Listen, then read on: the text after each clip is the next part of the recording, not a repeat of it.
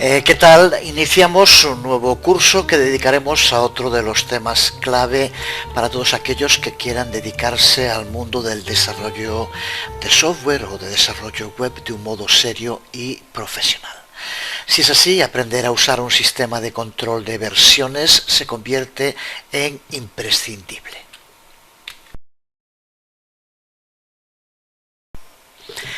Cuando nos encontramos desarrollando cualquier producto, llamamos versión del producto al estado en el que se encuentra dicho producto en un momento concreto de su desarrollo. Un buen desarrollo exige que estemos totalmente seguros de guardar y de poder volver a recuperar cualquiera de esas versiones que se van sucediendo a medida que el proyecto va madurando.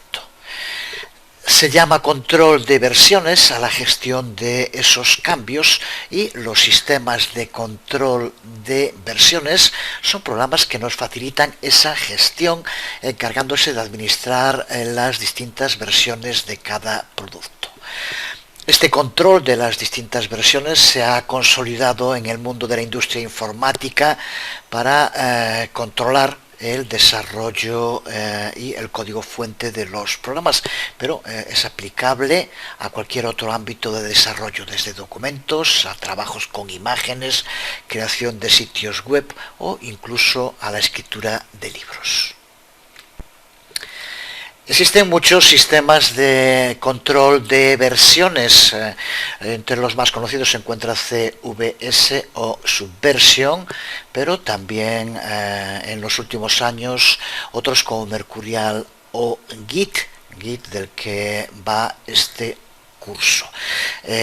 Aunque nos centraremos en este sistema de control de versiones distribuido, todos estos sistemas tienen una serie de características comunes que puedes ver aquí resumidas, y en general todos ellos nos proporcionan las siguientes funcionalidades. Todos ellos cuentan con modos de almacenamiento de la información, archivos de texto, imágenes, documentación, código fuente. Cuentan también con la posibilidad de realizar cambios sobre esos elementos, llevar a cabo modificaciones parciales, añadir, borrar, renombrar, mover, etc. Cuentan también con la conservación de un registro histórico de todas las acciones realizadas con cada uno de los elementos y con el conjunto de los mismos, pudiendo en cualquier momento, esto es clave, volver a extraerlos y revertir el producto a una fase anterior de su desarrollo. Dependiendo del sistema de control de versiones, puede también que algunos de ellos generen informes de los cambios que se van introduciendo entre dos versiones, informes de estado, identificación nominal, identificación de la versión de un conjunto de ficheros, etc. Si llevas un tiempo dentro de este mundo, seguro que te suenan sistemas como CVS o Subversion, aunque en los últimos años Git ha logrado una gran popularidad y ha ido ganando más y más terreno en un proceso que parece imparable. La razón principal del auge y popularización de Git tiene que ver con las diferencias que existen entre los sistemas de control de versiones en cuanto al modo en que almacenan el código y la información. Aparte de esas características comunes que acabamos de comentar, existen una serie de sistemas que se denominan centralizados, en los que existe, aquí vemos un esquema, un repositorio centralizado de todo el código con un único administrador.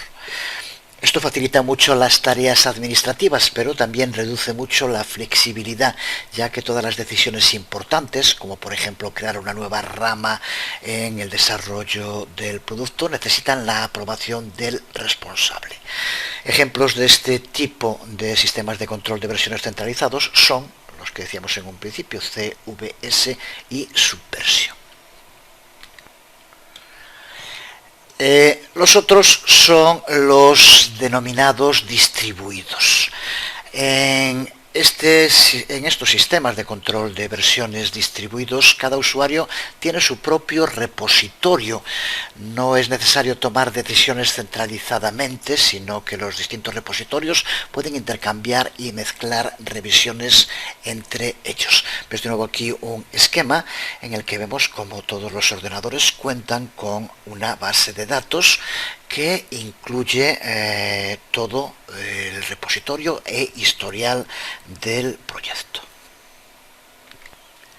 Entre los sistemas de control de versiones distribuidos podemos destacar Mercurial y Git, que es al que vamos a dedicar el curso.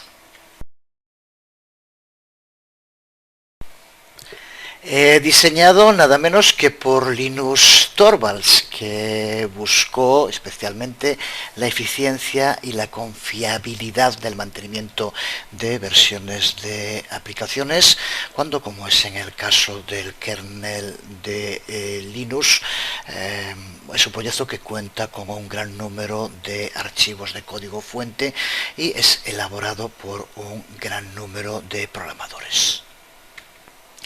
Pues este curso va de eso, de conocer en profundidad el uso y posibilidades de Git, así como también de GitHub.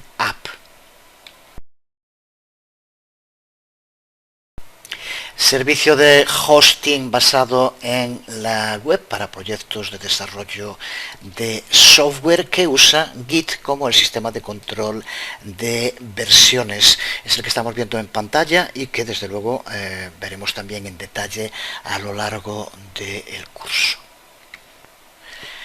Servicio en la nube que, además de estar totalmente integrado con Git, como veremos, incluye funcionalidades de redes sociales como feeds, seguidores, un potente sistema de wikis e información estadística y gráfica sobre el proyecto.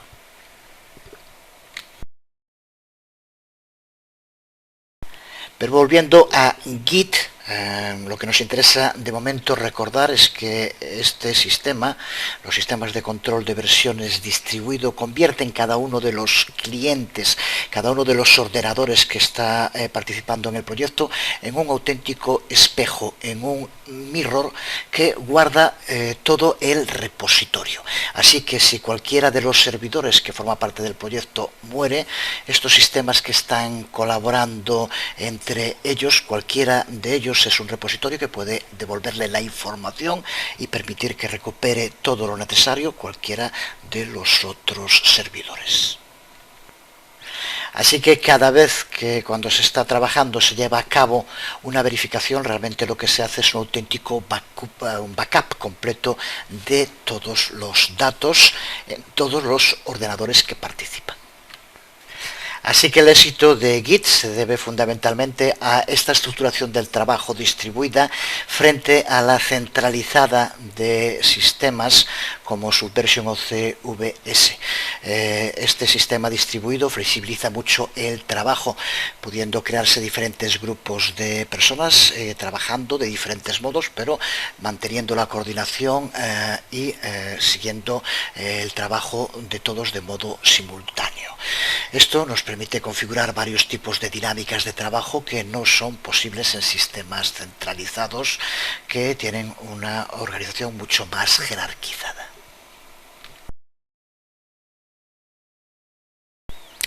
Antes de seguir, hacemos una corta historia de Git, aunque solo sea para situarnos. Solo decir que en el año 2002 el kernel de Linux empezó a usar un sistema que también era distribuido, pero propietario, que se llama, sigue existiendo, Big Keeper. En el año 2005 las relaciones entre la comunidad desarrolladora y esa compañía comercial se deterioraron y Linus Torvalds se decidió a desarrollar su propia herramienta basada en las lecciones y experiencias aprendidas en esos años. Con eso nacía Git y unos años más tarde nacerá GitHub, que ya decimos que es ese servicio de hosting para el alojamiento de proyectos de desarrollo de software basado en Git. Vamos a resumir ahora cuáles fueron los objetivos fundamentales de Linux cuando se decidió a crear Git.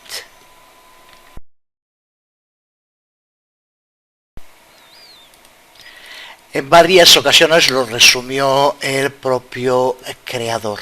En primer lugar, la velocidad. En segundo lugar, el diseño y utilización lo más simple posible. En tercer lugar, contar con un fuerte soporte para el desarrollo no lineal, poder crear miles de ramas paralelas, pero que sigan funcionando de forma coordinada. Que sea un sistema completamente distribuido y que sea capaz de manejar largos proyectos, como es el caso del kernel de Linux, de modo eficiente en cuanto a la velocidad y el tamaño de los datos. Desde su nacimiento en el año 2005, Git ha evolucionado y ha ido madurando para profundizar en estos objetivos claves, ser sencillo de usar, pero manteniendo las cualidades iniciales. Es increíblemente rápido, como veremos, es muy eficiente con grandes proyectos y tiene un magnífico sistema en ramas para el desarrollo no lineal. Vamos ahora a explicar los fundamentales de Git. Se trata de una sección muy importante, ya que entendiendo bien lo que vamos a ver, nos hará mucho más sencillo el uso de Git en el futuro. Para empezar, si ya has trabajado antes con otros sistemas de control de versiones, es importante que entiendas las diferencias que tiene Git, ya que de no hacerlo puede dar lugar a importantes confusiones. Git almacena y trata la información de un modo bastante diferente a como lo hacen los denominados sistemas centralizados, incluso aunque la interface de utilización sea muy parecida. Así que entender estas diferencias se convierte en fundamental. Para empezar, Git hace panorámicas completas, no solo las diferencias entre versiones. Y esta sería la primera gran diferencia entre Git y otros sistemas de control de versiones como Subversion. La mayoría de los sistemas almacenan la información como una lista de los cambios que se van haciendo en determinados archivos en las distintas versiones. Así que piensan en la información como un conjunto de archivos y los cambios que se han ido haciendo a cada archivo a lo largo del tiempo. Lo vemos en este esquema en el cual tenemos un software formado por 3 archivos. Aquí tenemos la primera versión. Cuando hacemos un commit, hablaremos en un momento de a qué nos referimos, pero cuando creamos una segunda versión del software, como veremos, lo único que hace es guardar los cambios que se han hecho en los archivos en los que se han hecho. Así que aquí cambia el archivo A, tiene una nueva versión, y cambia el archivo C, que tiene una nueva versión, mientras que el B se mantiene igual. En la versión 3 no hay cambios en los 2 primeros archivos, por tanto no se modifica nada, y se crea un archivo con las modificaciones del archivo C. Y en la versión 4, como vemos, vuelve a cambiar el archivo A, con el cual ya tenemos una segunda versión de este archivo. En este momento del archivo A tendríamos el original, estos cambios que se producen en la versión 2 y estos cambios que se producen en la versión 4, y con el resto igual. Por lo tanto, a diferencia de lo que hace Git, que veremos ahora, la mayoría de los otros sistemas de control de versiones van guardando en cada una de esas versiones solo los cambios que se van haciendo en cada archivo en concreto. Pero, como decíamos, en Git no almacena los datos de ese modo. En su lugar, Git piensa en los datos más como si fueran un conjunto de snapshots, que se denomina en inglés, de fotos fijas, de panorámicas que crean un auténtico mini sistema de archivos.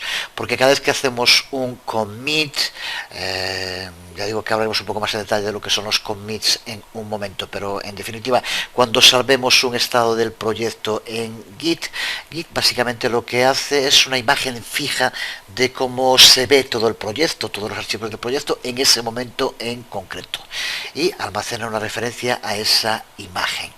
Fíjate aquí en este modo en el control de las distintas versiones con Git, como la versión 1 cuenta con todos los archivos A, B, C, la versión 2 exactamente lo mismo, la versión 3 exactamente lo mismo, y la 4 y la 5 ponen las modificaciones, pero guarda también el resto. Lo cierto es que si un archivo no ha cambiado nada, como ocurre aquí, en los tres primeros como él ve, lo único que va a guardar por razones de eficiencia es un enlace a el archivo en la versión anterior. Pero como vemos aquí, cada una de las versiones es un auténtico backup de todo el contenido y no solo de las modificaciones que se han hecho en archivos concretos. Pues esta podemos considerarla como una de las diferencias más importantes entre Git y la mayoría del resto de los sistemas de control de versiones. Git reconsidera totalmente el modo en el que tiene que almacenar los archivos que los otros sistemas fueron copiando de uno a otro a medida que iban evolucionando. Esto hace que Git sea algo más parecido a un auténtico sistema de archivos al que después se le han colocado herramientas para la gestión de los mismos. Veremos más en detalle los beneficios que tiene pensar en los datos de este modo como lo hace Git respecto a los anteriores, sobre todo cuando veamos el sistema de ramificaciones de branching que usa Git.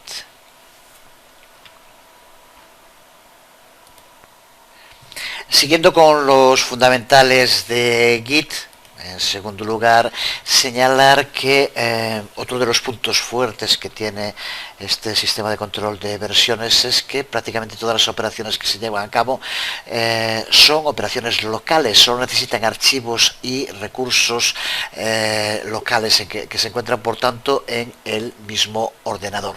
No es necesario información de otro ordenador para poder trabajar.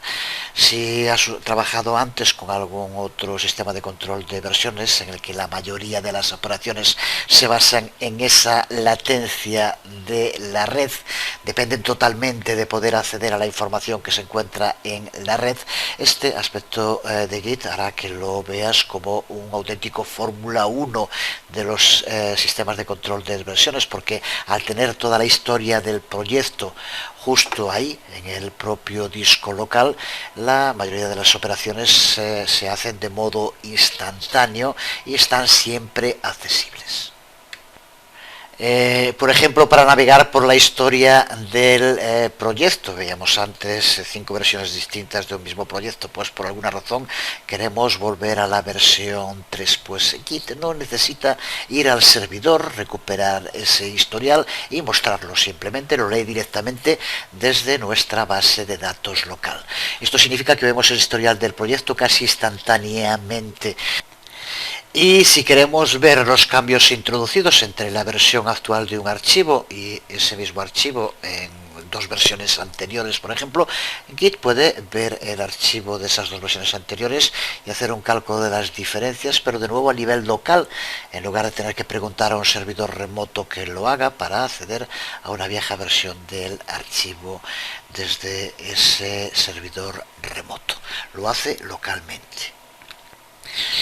Esto también significa que es muy poco lo que no podemos hacer si estamos online o estamos fuera de la red virtual, la intranet en la que estemos trabajando.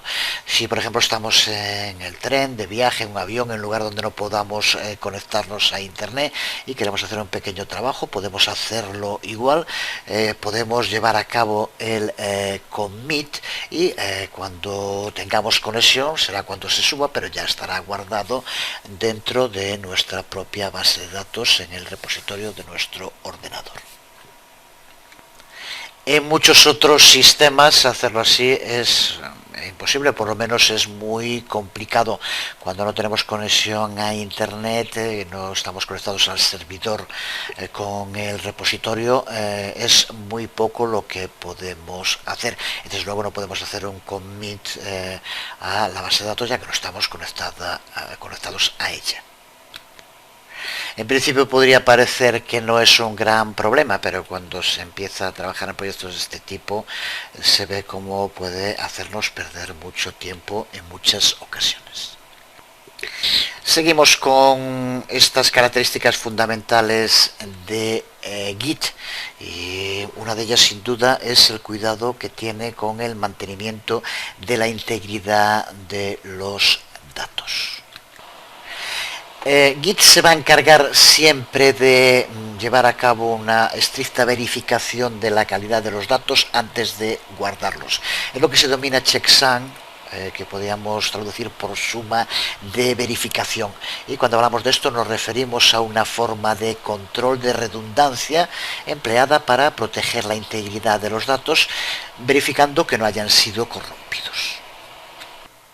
Gracias a esto tenemos garantizado que es imposible cambiar los contenidos de cualquier archivo o directorio de nuestro proyecto sin que Git lo sepa y sin que lleve a cabo esa suma de verificación para comprobar la calidad de los datos, que no haya ningún tipo de problema con los mismos.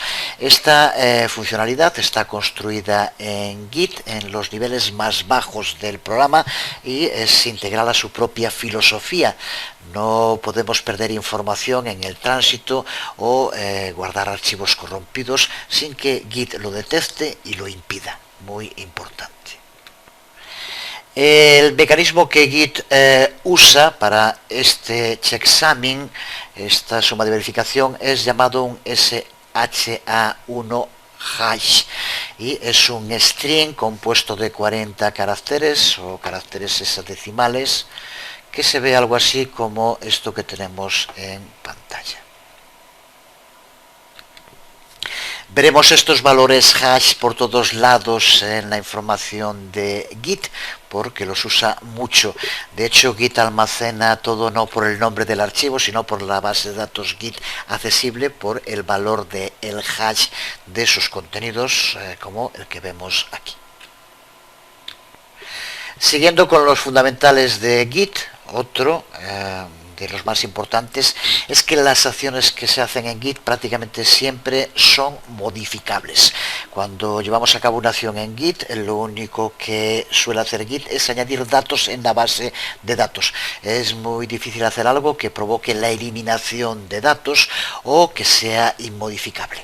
Como ocurre con otros sistemas de control de versiones, podemos perder o estropear información antes de que se haga un commit, pero después de que hayamos hecho ese commit y tenemos en el caso de Git esa foto fija, es muy difícil perder nada de lo que contiene, especialmente si es un proyecto en el que trabajan varios ordenadores y el sistema que ya dijimos que tiene Git, cada uno de ellos se convierte en un auténtico repositorio. Si es un proyecto individual que solo tienes en tu ordenador, los datos están tan seguros como lo esté el propio disco duro de tu ordenador, y en estos casos es muy importante trabajar con sistemas como GitHub, que empezaremos a usar muy pronto. Pero esta seguridad de que siempre vamos a poder volver a estados anteriores del proyecto da en el trabajo, en el desarrollo de software, una gran tranquilidad, y convierte incluso el desarrollo en muchas ocasiones en un divertimento, porque sabes que puedes experimentar lo que quieras sin ningún peligro de estropear seriamente las cosas. Veremos en detalle también en el curso cómo almacena Git los datos y cómo podemos recuperar incluso datos que puede parecer que se hayan perdido. Bueno, indicar, porque ya lo hemos utilizado muchas veces, quizás fuera una buena idea cuando empezamos un curso de este tipo hacer una especie de diccionario con términos muy específicos que se usan, pero creo que también se puede hacer demasiado árido. Simplemente cuando los vamos usando los vamos explicando. Es el caso ahora de, por ejemplo, de commit. Es un término que no se usa solo en los sistemas de control de versiones, también en el trabajo con bases de datos se utiliza, y en general es el acto de convertir algo que es temporal en permanente. Simplificándolo, sería algo así como guardar nuestro trabajo cuando estamos con cualquier programa en el ordenador, aunque recuerda que CVS es distinto porque no guarda igual que un programa. Recuerda que significa, en el caso de Git, que crear una panorámica más en el proceso de desarrollo, pero todas las panorámicas anteriores, los commit anteriores que hayamos hecho, se mantienen desde luego y son accesibles con toda la información y guardando claramente traza de los cambios que se van haciendo. Pues relacionado con esto, con el commit, presta ahora mucha atención porque esto es lo más importante que tienes que recordar sobre Git para luego aprender a usarlo de modo correcto. A diferencia de otros SCVs, que solo tienen dos, Git tiene tres estados principales en los que se pueden encontrar nuestros archivos. Son en inglés porque no tienen una traducción demasiado clara al castellano, esos tres estados, committed, staged y modified. Committed significa que los datos están salvados de modo seguro en nuestra base de datos local.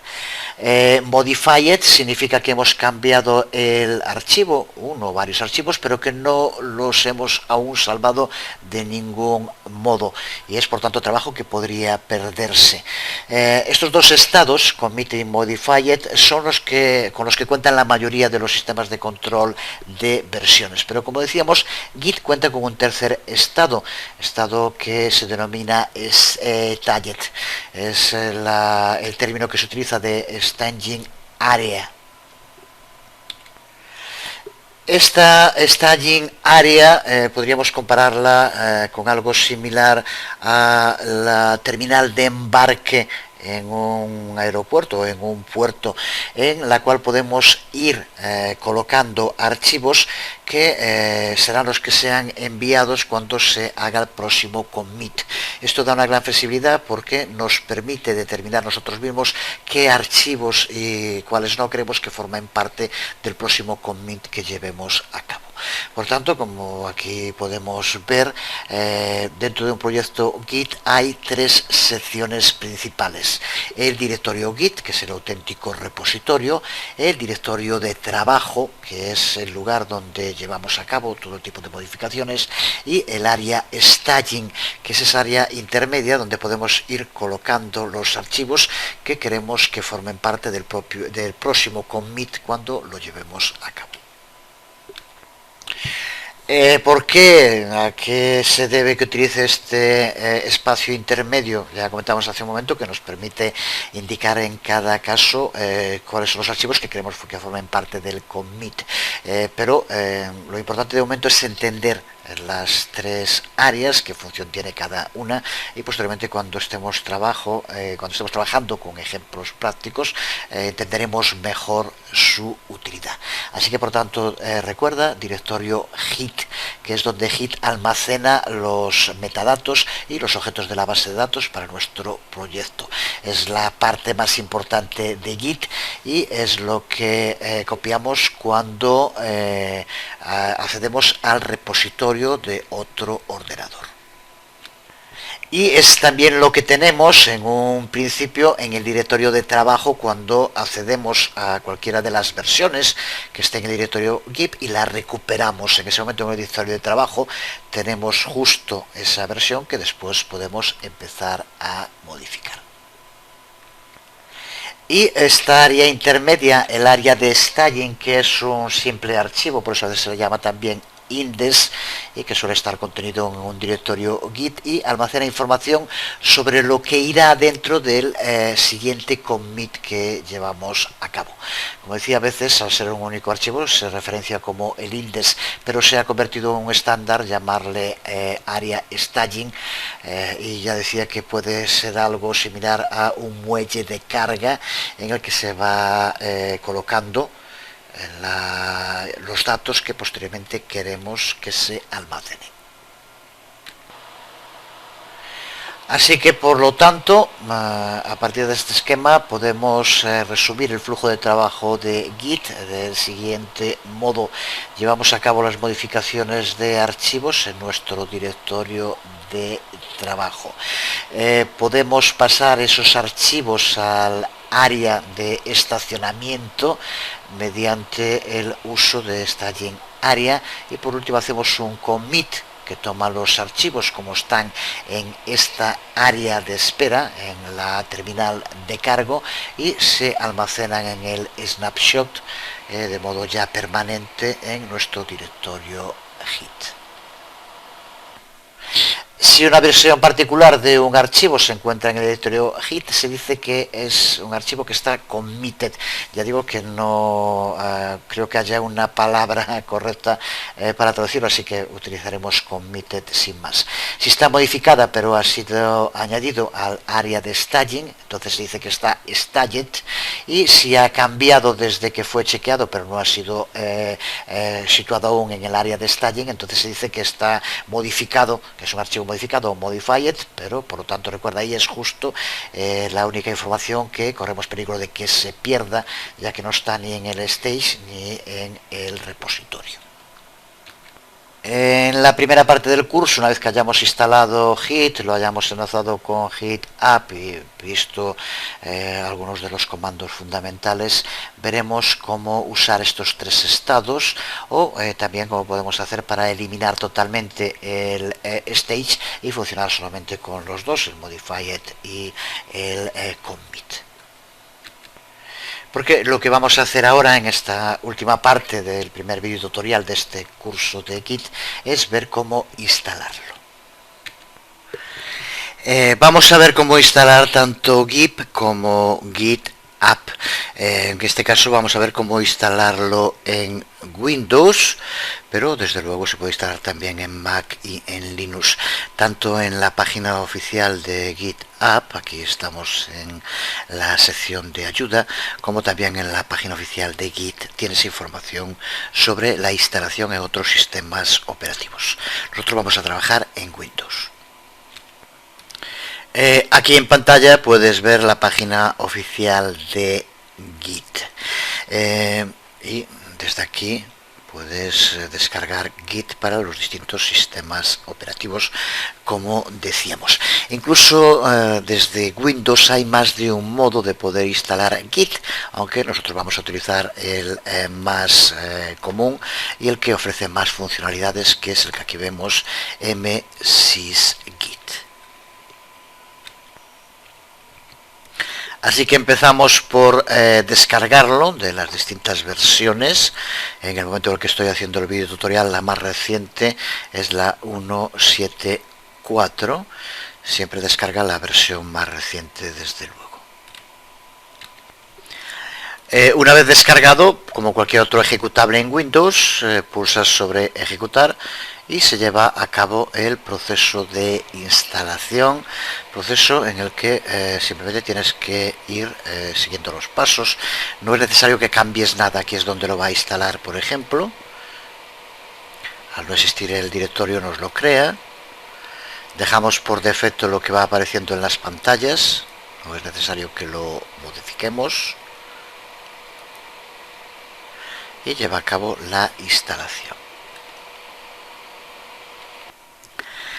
Una vez instalado, nos informa de ello y ya podemos utilizar el programa,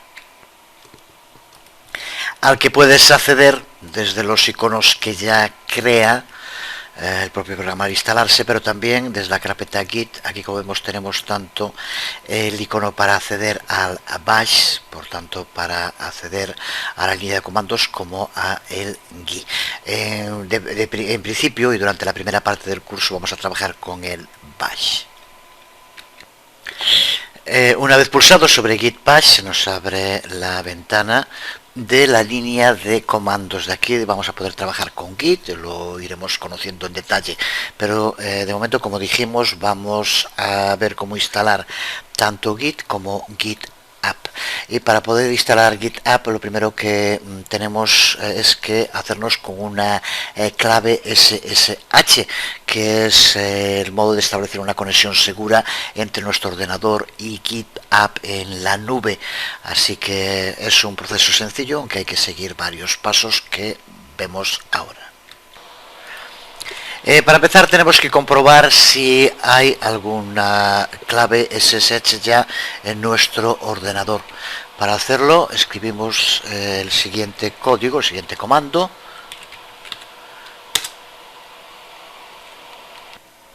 Comando que, como vemos, nos ha aceptado. Esto significa que sí que ya tenemos alguna otra clave. Si no hubiera ninguna clave, simplemente aparecería un mensaje diciendo que no se ha encontrado tal archivo o directorio, y entonces podríamos saltarnos el siguiente paso. Siguiente paso, que lo que va a hacer es hacer un backup por si acaso de estas claves SSH y eliminarlas para poder crear unas nuevas. Así que empezamos por escribir un nuevo comando, y ahora va a depender, como vemos, para hacer un key backup.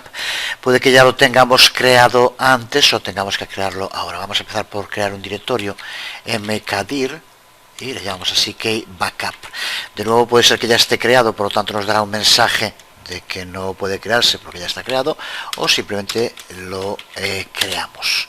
Aquí, como vemos, dice ya no se puede crear porque ya está creado.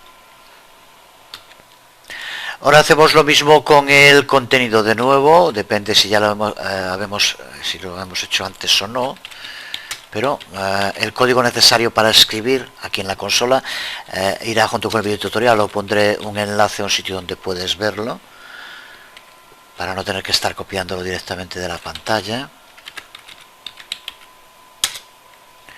Aquí, como vemos, también no ha encontrado el archivo, así que rmid RSA. Por lo tanto, como vemos, no existía, así que ya no puede removerlo. Ya ha sido eliminado antes. Aquí, como vemos, lo que hace es crear un directorio para crear un backup y posteriormente eliminar el archivo. Si ya lo hemos hecho antes, pues nos por aquí que no se ha podido eliminar. Tú simplemente escribe el código y se llevará a cabo la acción que tenga que llevarse a cabo.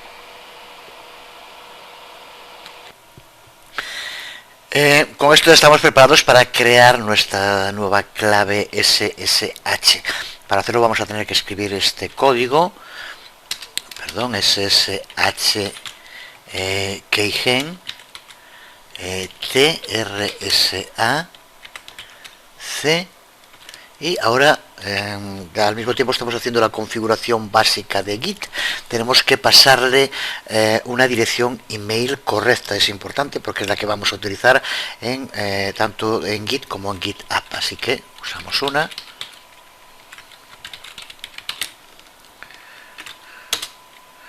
Y como vemos, ya nos aparece aquí que se ha generado un par de llaves RSA pública privada. Nos indica ahora donde queremos que se guarde. Nos vale que observa que es en usersuso SSH IDRSA. Ese es en el usuario, en este caso de Windows, dentro de este archivo que aparece con el punto porque es un archivo oculto, un directorio oculto, dentro de este archivo. Veremos en un momento esa estructura de directorios. Nos vale en el que está, así que simplemente pulsamos Enter. Y ahora, como vemos aquí, tenemos que escribir una frase. Lo que tenemos que hacer es escribir un password, una contraseña, que también tenemos desde luego que recordar, y estamos configurando tanto Git como GitHub. Escríbela con cuidado, recuerda que aquí no va marcando los puntos, simplemente tienes que marcarlo y no aparece que no está haciendo nada, por eso hay que tener cuidado, pero realmente está marcando. Ya lo he marcado una contraseña y ahora me dice que la vuelva a escribir de nuevo. Ya la he escrito 2 veces. Así que, como vemos, aquí nos indica de nuevo que nuestra identificación ha sido salvada en el archivo que aquí aparece, y se ha salvado la llave pública, aquí aparece también, y nos aparece la clave en el código que aquí vemos. Con esto ya tenemos la configuración básica inicial, de la que hablaremos más en detalle, pero de momento lo que nos interesa es poner en marcha, tener instalado y funcionando tanto Git como GitHub.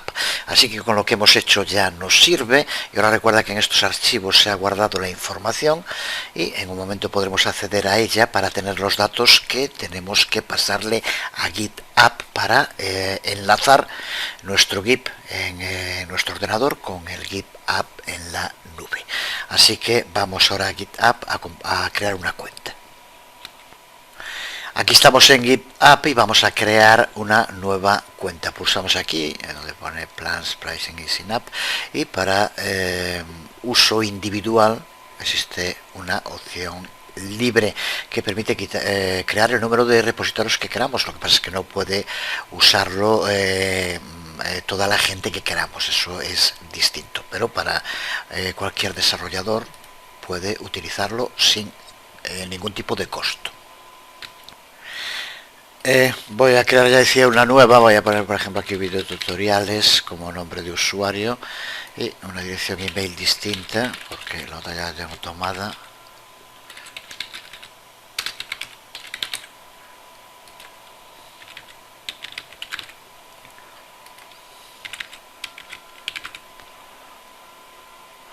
Bueno, hay que poner una letra minúscula en la contraseña. Ya está creado de este modo. Pulsamos. Y ya estamos en nuestro dashboard. Ya digo que de momento lo que vamos a hacer simplemente es la configuración inicial. Así que para hacerlo pulsamos aquí donde pone Account Settings. Y aquí podemos ir configurando todo lo que queramos, pero lo que nos interesa ahora aquí donde pone SSH Public Case. Y vamos a añadir otra clave pública. No nos interesa la que ahí pone, tenemos que añadir otra. Para saber lo que tenemos que poner, como decíamos, tenemos que acceder al archivo donde lo ha guardado. Por defecto es dentro de nuestro usuario en una carpeta con extensión .ssh. Si tienes configurado en tus archivos que no aparezcan los archivos ocultos, no lo verás, así que tienes que cambiarlo para que se vean. Pulsas y, como ya sabemos, aparece en un archivo que se llama id rca.pap. Pulsa y aquí tienes la información que tenemos que pasar. Cópiala toda de principio a fin y en GitHub dale el título que quieras, simplemente para poder hacer después él, y copia todo el contenido, que es el que aquí vemos, y pulsa en Add Key, con lo cual acabamos de añadir nuestra clave. Pues ahora lo que tenemos que hacer es comprobar en nuestro Git que lo hemos hecho todo bien y que la clave pública SSH que hemos introducido funciona. Así que volvemos a la consola y escribimos SSH y esta dirección de email, que es la dirección que nos pone en contacto con GitHub, por lo tanto es la que hay que escribir. Así tiene que estar bien, y si está todo correcto, ahora tiene que aparecer, ahora se está poniendo en contacto, esperamos. Hay que escribir la contraseña que hemos puesto antes, cuando, recuerda, pusimos la dirección educalez@gmail.com y creamos una contraseña, así que la escribo. Es la de Git, no la de GitHub, que no tienen por qué ser iguales. Una vez introducida la contraseña, observa como aquí indica que Videotutoriales se ha autentificado de modo correcto, pero de momento no tenemos shell access. Esto es normal, pero ya como vemos nos hemos configurado bien. Pero lo que nos interesa de momento es que ya tenemos configurado Git y ya tenemos en GitHub nuestra clave SSH. Pues ahora es cuando tenemos que configurar nuestra información personal en Git, que es justo lo que vamos a hacer ahora. Porque ya hemos hablado un poco de cómo Git sigue la pista de cada uno de los commits que se hagan. Necesita un nombre de usuario y un email del responsable de cada commit. Y además vamos a usar esa información para asociar nuestros commits con nuestra cuenta en GitHub. Para hacerlo vamos a tener que escribir el siguiente código. El nombre que tenemos que escribir ahora debe ser nuestro nombre real, el que, al menos el que usemos en el grupo de desarrollo en el que estamos trabajando. Yo voy a utilizar otro, porque desde luego toda la información que estoy poniendo aquí es una creación ficticia, porque no tendría sentido poner aquí las claves y que cualquiera pudiera acceder posteriormente. Así que simplemente es un ejemplo creado para el videotutorial, desde luego. Así que escribimos la siguiente configuración, que es muy importante. En el próximo video tutorial haremos alguna referencia a esto, pero de momento prefiero hacerlo en plan más práctico. Y ahora aquí tenemos que escribir user, perdón, es como un punto, user en name, y ahora entre comillas el nombre de usuario que queramos ponerle, primer y segundo nombre. Yo voy a ponerle, por ejemplo, video tutoriales, recuérdalo, para posteriormente poder acceder a él. Y ahora vamos a escribir de nuevo git config global user email. Lo otro que es imprescindible, un nombre de usuario y un email. En este caso voy a poner el mismo que puse antes.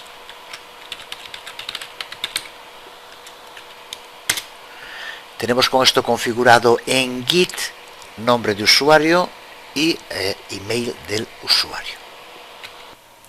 Ya casi tenemos todo lo necesario, tanto configurado lo fundamental de Git como el enlace entre Git y GitHub. Pero hay herramientas en Git que conectan a GitHub sin usar SSH. Y para que esto nos funcione de modo apropiado vamos a tener que configurar el token de la API de GitHub. Así que vamos a volver de nuevo a GitHub. Y en GitHub volvemos a pulsar sobre Account Settings y pulsamos sobre Account Admin. Y aquí vemos cómo nos aparece el token del API, que es este que aquí vemos. Como ya indica, es algo que tiene que ser secreto y no puede aparecer. Esto de nuevo digo que es simplemente un ejemplo. Así que ahora lo primero que tenemos que saber es el código que aquí aparece, que de nuevo es un hash de los que hablábamos antes. Tenemos que saber cuál es y tenemos que volver a la consola y indicarlo. Así que de nuevo es la configuración de Git, así que git config y ahora global GitHub user, y ahora aquí sí tenemos que indicar el usuario con el que creamos la cuenta en GitHub, que en este caso fue video tutoriales, si recuerdas. Y ahora tenemos que hacer github config global GitHub token. Y ahora aquí tenemos que escribir todos aquellos caracteres que aparecían.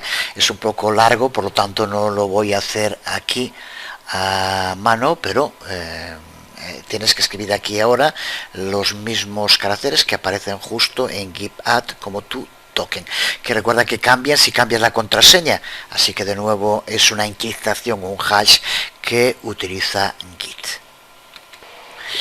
La consola cuenta con un sistema que nos permite copiar y pegar, así que copia el token para no tener que escribirlo a mano, y ahora pulsa con el botón derecho y aquí donde pone editar pulsa en pegar y como vemos ya nos escribe el token, que ahora al pulsar enter ya nos lo ha copiado. Con esto ahora ya tenemos en Git la información de nuestro nombre de usuario en GitHub y nuestro token, que es la contraseña encriptada para poder acceder. Pues ya está, ya tenemos tanto Git como GitHub configurados y para que trabajen en equipo. Simplemente vamos a terminar el video tutorial viendo cómo crear un repositorio, pero lo básico creo que para este primer video tutorial ya está bien. Porque cada vez que hagamos un commit con Git, este tiene que almacenarse en un repositorio, al que también se conoce como repo. Y para poner el proyecto en GitHub necesitaremos que GitHub haya creado antes un repositorio, así que vamos a hacerlo. Antes de nada vamos a cubrir la información básica en GitHub, aquí donde en Account Overview. Vamos a crear un perfil público con nuestro nombre, email y demás. Simplemente guardamos la información que es salvada. Aquí nos vale ya lo que tenemos. En la dirección email también ya la que pusimos. Una vez que ya tengas la información, pulsas en Dashboard.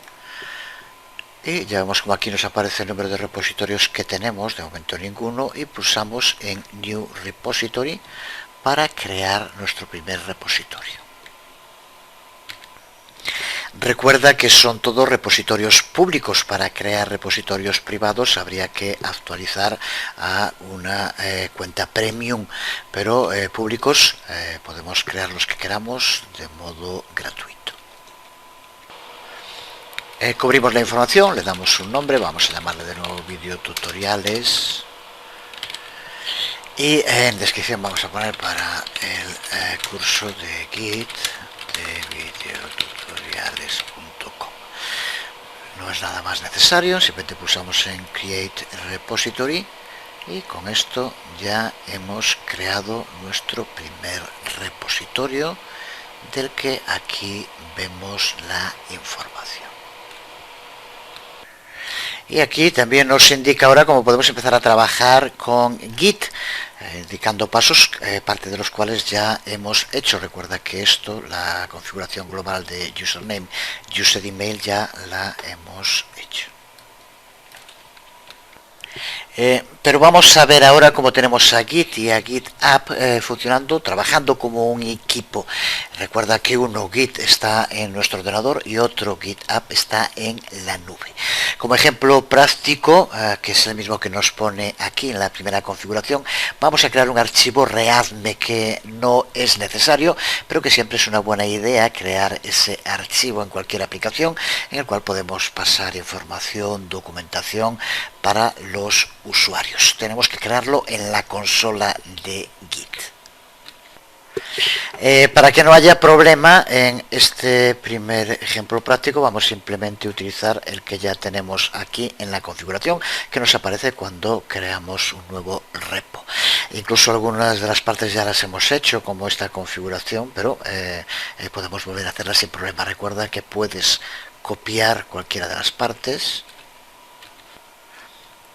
y pegándola en la consola de Git, pulsamos aquí editar, pegar.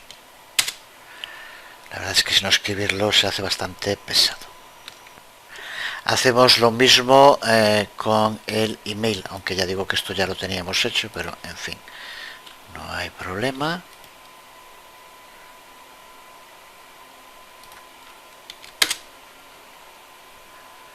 A continuación vamos a crear un directorio llamado videotutoriales y acceder a ese directorio. Creo que ya lo tengo creado, con lo cual lo indicará, pero bueno, eso es lo de menos.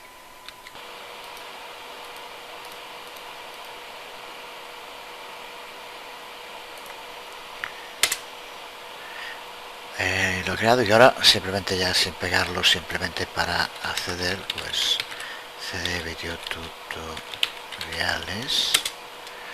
Y ahora git init, y como vemos ya lo ha iniciado y nos indica dónde se encuentra. Ahora vamos a añadirle el readme con touch readme,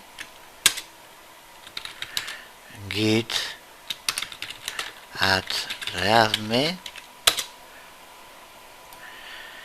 y ahora ya tenemos preparado con esto. Colocamos ese archivo readme. Ahora aquí lo tenemos en ese nivel intermedio que dijimos que era el lugar donde íbamos colocando los archivos, que ahora vamos a hacer el commit. Así que llevamos a cabo el commit, vamos a hacerlo y vamos a llamarle, por ejemplo, primer commit. Y aquí vemos cómo aparece la información. Se ha llevado a cabo ese primer commit. Ponemos ahora el código para que aparezca en remoto. Aquí lo vemos de momento. Recuerda que simplemente es para ver el funcionamiento. Estamos aún al principio de entender cómo trabaja Git y GitHub, así que de momento usamos el código y de nuevo lo pegamos como antes. Ahí lo tenemos. Y hacemos ahora el push, también copiándolo y pegándolo.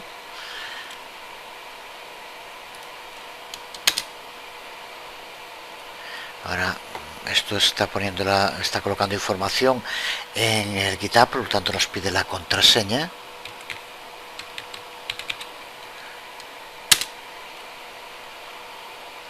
Y observa como aquí indica que se ha llevado a cabo el commit, la colocación de la información en GitHub.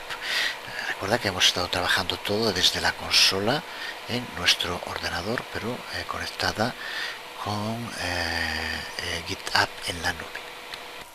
Si accedemos ahora a GitHub, puedes ver aquí cómo dentro de nuestro repositorio se ha guardado ya el archivo que hemos hecho el commit, y aquí aparece nuestro primer commit con la información. Si pulsamos sobre commits, aquí iremos teniendo todos los que vayamos creando y podremos acceder a cada uno de ellos con toda la información de lo que hemos llevado a cabo.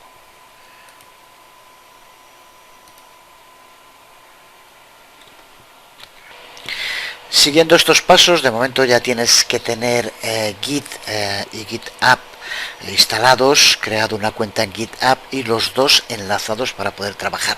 Puede que no todo lo que ya hemos hecho queda claro, faltaría más, estamos empezando. Pero ahora que ya tenemos bien asentada la base, empezaremos a ver en profundidad cómo se trabaja con Git, los distintos comandos, las funcionalidades que tienen y demás. Pero yo creo que este primer video tutorial ya es bastante denso de por sí, de un tema que a mí en particular me parece muy interesante, conocer a fondo este nuevo sistema de control de versiones que se está imponiendo claramente.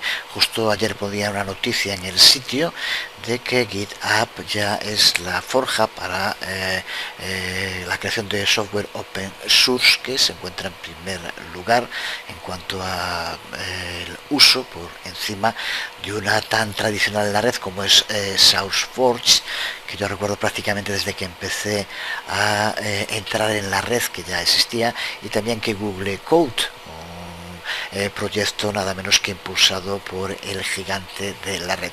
Pues GitHub se ha impuesto a los dos y GitHub tiene mucho que ver, pero también que use como su core Git muestra hasta qué punto este nuevo sistema para el control de las distintas versiones se está imponiendo claramente en la red, así que hay que conocerlo. Seguiremos profundizando, seguiremos viendo todo lo fundamental en los próximos videotutoriales. Por hoy nada más, os hablo Jesús Conde, nos vemos.